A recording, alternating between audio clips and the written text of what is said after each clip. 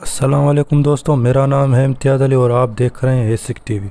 दोस्तों, जैसे कि आप जानते हैं कि हमने एक न्यू सीरीज़ स्टार्ट किया हुआ है जिसमें हम इंग्लिश के जो पास्ट पेपर के एमसीक्यूज़ हैं वो हल कर रहे हैं सिंध बोर्ड जामशोरे के। पिछले जो वीडियो थी उसमें हमने 2015 और 16 के एमसीक्यूज़ इंग्लिश के हल किए थे। इस वीडियो में हम अब 2016 और 17 के जो पास्ट के एमसीक्यूज़ इंग्लिश के हैं वो हल करेंगे। तो अगर आप चैनल पर नए हैं तो वीडियो को लाइक और चैनल को सब्सक्राइब करना ना भूलिएगा। चलिए अपनी वीडियो की तरफ चलते हैं। आज का हमारा जो पहला एमसीक्यूज़ है, choose the correct answer for the each from the given में ऑप्शंस। ठीक है, कह रहा है कि नीचे जो भी एमसीक्यूज़ हैं उसके जो ऑप्शन हैं उनमें से एक को जो करेक्ट हो उनको चूज़ करें। द नंबर 1 है the prisoner of Zenda was published in 1893, 1895, 1892, 1894। तो जो प्रिजनर ऑफ जेंडा है वो कब पब्लिश की गई? अच्छा, जो पब्लिश और रिटन में एक थोड़ा डिफरेंस है। ये स्टूडेंट हमेशा इस बात पर आके रुक जाते हैं कि रिटन और पब्लिश को वो एक ही समझ लेते हैं। कभी वो 1893 लिख लेते हैं, कभी 1940। तो जो रियल जो रिटन है वो 1893 में है और जो पब्लिश किया गया है वो 1894 में किया गया है। प्रिजनर ऑफ जेंडा जो टेक्स्ट बुक जो कि आपके इंटरमीडिएट के जो थर्ड बुक है जिसमें नावल है, ये एक प्रिजनर ऑफ जेंडा जो कि 1894 में पब्लिश की गई। तो अब जो हमारा सेकंड जो एमसीक्यूज़ है number 2, the prisoner of Zenda is in fact Rudolf king of England, Newland, Ireland, Ruritania. तो पूछ रहा है कि जो प्रिजनर ऑफ जेंडा है जिसमें जो रुडोल्फ किंग है वो किस कंट्री से ताल्लुक़ रखते हैं? इंग्लैंड से नहीं, न्यूलैंड से नहीं, आयरलैंड से नहीं, रूरेटेनिया। वो एक रूरेटेनिया जो कंट्री है उससे ताल्लुक़ रखते हैं। अच्छा, ये रूरेटेनिया की कंट्री कहीं भी वाक़ नहीं है, ये एक इमेजिनरी कंट्री है जो कि सर एंथनी होप हॉकिंस ने किसी क्रिटिज़म से बचने के लिए ऐसा नाम लिखा जो कोई इस वर्ड पर एग्जिस्ट ही ना करता हो। रूरेटेनिया इसका आंसर हुआ। नंबर 3 जो एमसीक्यूज़ है, the princess Flavia is a cousin of Rudolf Elphberg, Rudolf Rassendyll, मुबैन, माइकल। तो जो प्रिंसेस फ्लेविया है वो कज़न है किसकी? रुडोल्फ एल्फबर्ग की। अच्छा, रुडोल्फ एल्फबर्ग के साथ उसका दूसरा भी रिश्ता है, वो उसकी मंगेतर है, होने वाली बीवी है और वो उससे मोहब्बत भी करती है और उसकी कज़न भी है।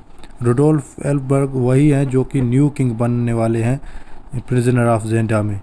जो कि मतलब आप ऐसे समझ लें कि जो प्रिजनर ऑफ जेंडा है ना, जेंडा का कैदी, वो कैदी यही है रुडोल्फ किंग, रुडोल्फ एल्फबर्ग, और बादशाह भी यही है।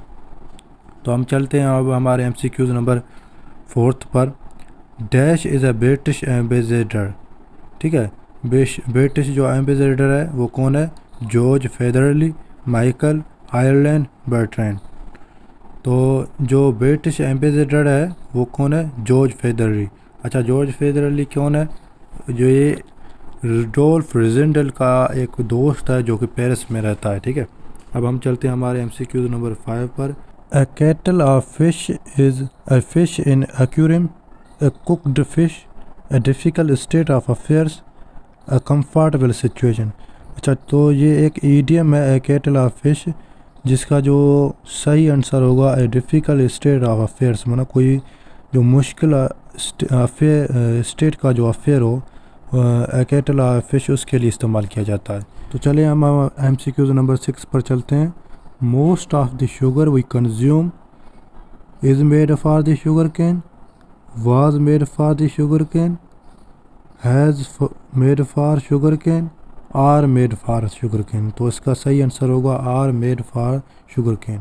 MCQ number 7, the mountains at sunset made a beautiful scene, on sunset made a beautiful scene, in sunset made a beautiful scene, under sunset made a beautiful. तो जो पूछ रहा है कि माउंटेन्स जो हैं वो सनसेट के दौरान एक ब्यूटीफुल सीन बनाते हैं।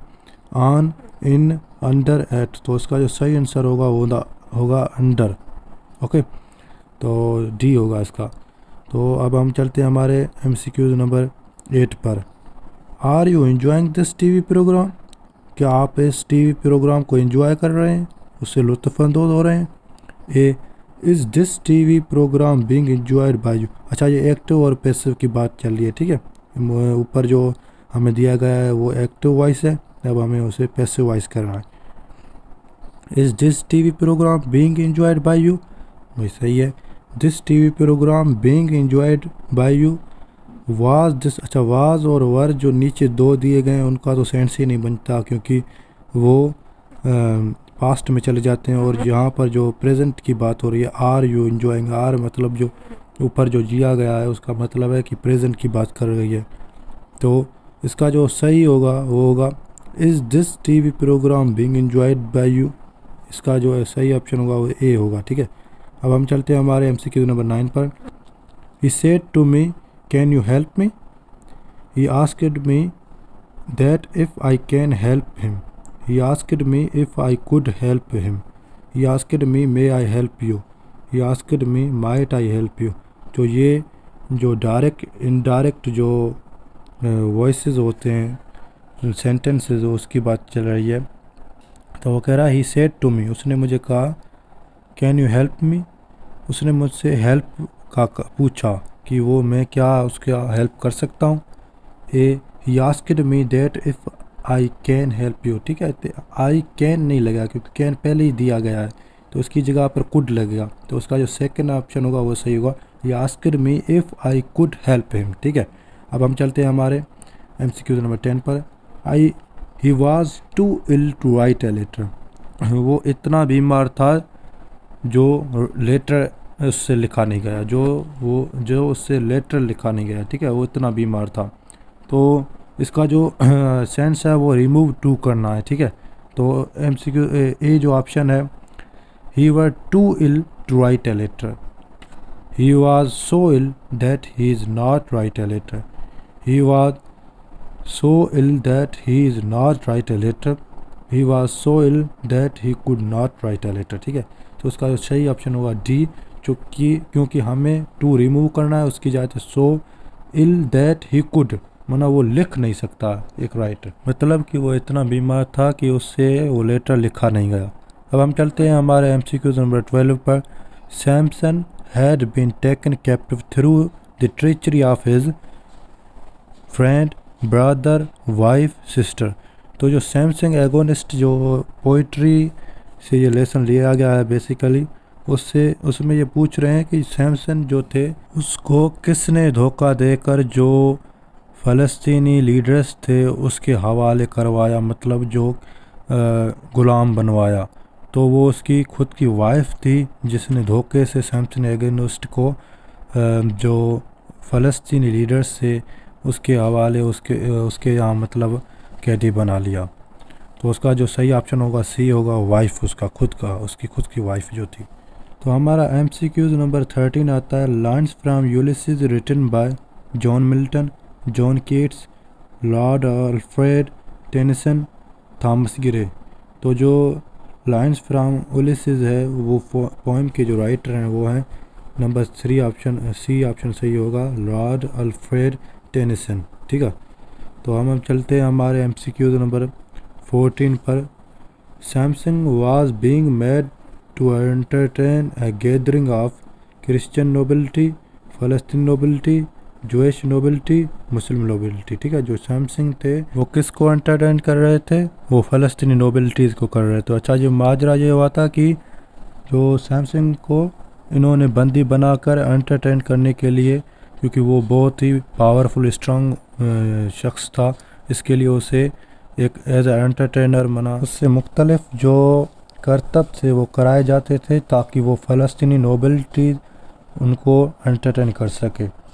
तो उसका जो सही ऑप्शन होगा वो होगा बी, फ़लस्तीनी नोबिलिटी। अब हम चलते हैं हमारे क्वेश्चन नंबर 15 पर। A thing of dash is Joy for ever, passion, happiness, beauty, love. तो ये एक ईडियम है a thing of beauty is joyful, is Joy for ever. ठीक है, इसका जो आंसर होगा वो होगा सी, ब्यूटी। अब हम चलते हैं हमारे MCQs नंबर 16 पर। The 10 dynasty ruled in China between 618 and 907 AD, B 518 and 905 AD, C 712 and 907 AD, D 718 and 907 AD।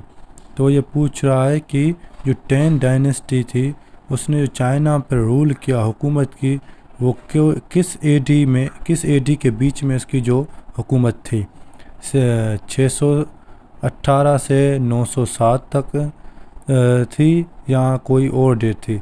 तो ये आपके जो reflections on the reawakening east जो सेकंड लेसन है आपके टेक्स्ट का, उससे लिया गया है।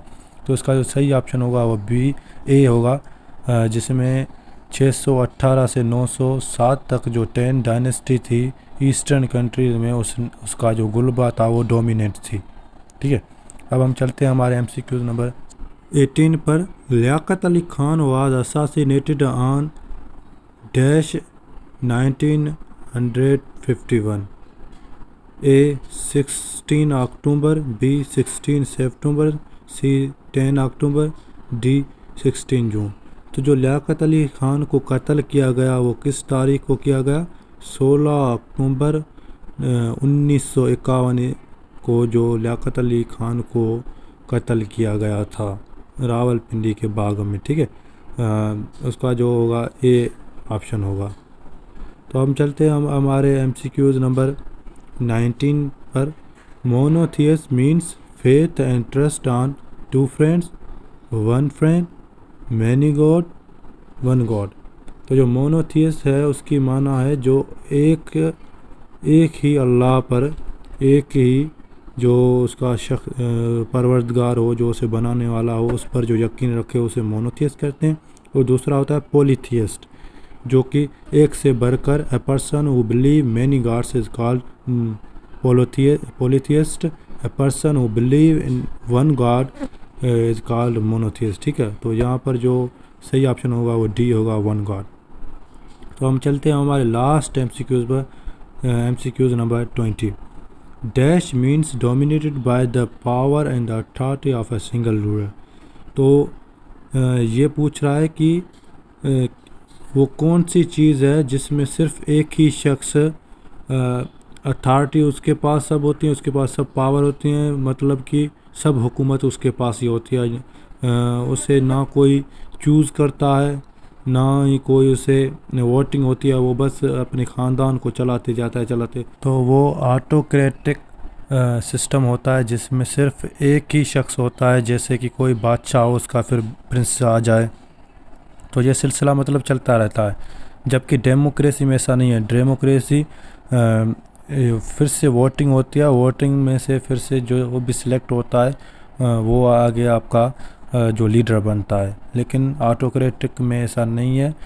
जो भी एक शख्स अपने ख़ानदान को, अपने जो भी उसके मेंबर हैं उनको जो इख्तियार है कि वो किसी को भी बादशाह बना सकता है, उसमें वोटिंग वगैरह नहीं होती। तो ठीक है, इसका जो सही ऑप्शन होगा सी होगा, ऑटोक्रेटिक। तो दोस्तों हमारा जो लेक्चर का इख्तिताम यहाँ पर ख़त्म होता है। हम मिलेंगे आपसे एक न्यू अनसॉल्व्ड पेपर 2017 और 18 के साथ। तब तक आप अपना बहुत सारा ख्याल रखिएगा, मुझे अपनी दुआओं में याद रखिएगा। अल्लाह हाफ़िज़।